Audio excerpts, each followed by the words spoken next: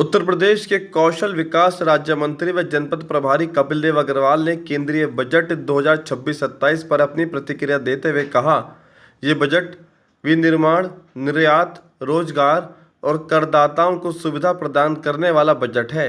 साथ ही वर्ष 2047 तक विकसित भारत के लक्ष्य को पूरा करेगा।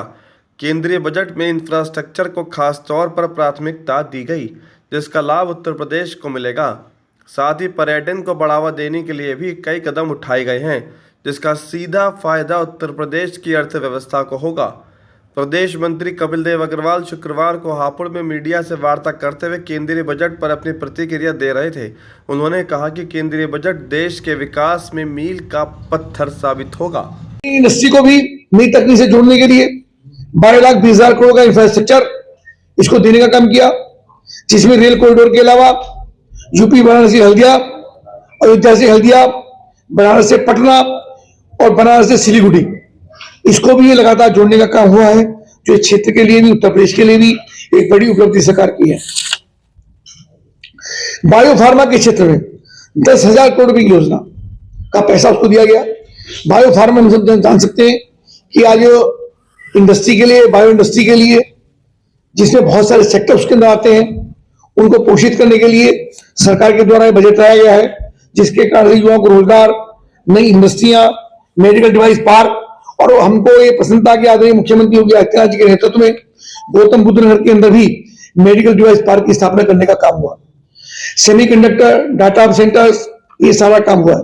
22,000 करोड़ का डाटा हब सेंटर्स, उसके लिए भी इसमें व्यवस्था रखी गई है, जिसमें 700 मेगावाट का डाटा सेंटर उत्तर प्रदेश के अंदर ही है।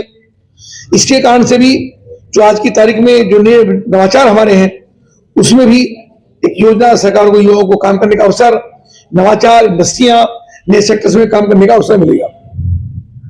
इसके अलावा महात्मा गांधी ग्राम स्वराज योजना, तो ग्रामीण क्षेत्र के लोगों के लिए अभी हमने देखा था, पीछे में प्रेस वार्ता भी की थी कि जी राम जी ला करके गांव के श्रमिकों को, किसानों को पोषित करने का काम हुआ। उनके श्रम के समय बढ़ाया गया, 100 दिन से 125 दिन किया गया, उनकी मजदूरी बढ़ाई गई, उनके पेमेंट की गारंटी की गई। तो महात्मा गांधी ग्राम स्वराज योजना के अंदर उसको और अधिक बचत दे करके उसको पोषित करने का काम हुआ। लॉजिस्टिक के लिए भी ये चीजें, जो इंफ्रास्ट्रक्चर है, उसमें बढ़ने का काम होगा।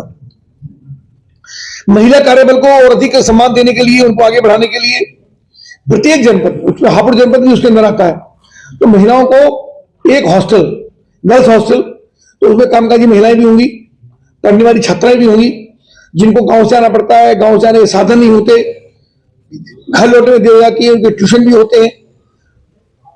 माता पिता को कई बार बेटी के घर पे लौटने की चिंता होती है, उसकी सुरक्षा को लेकर के।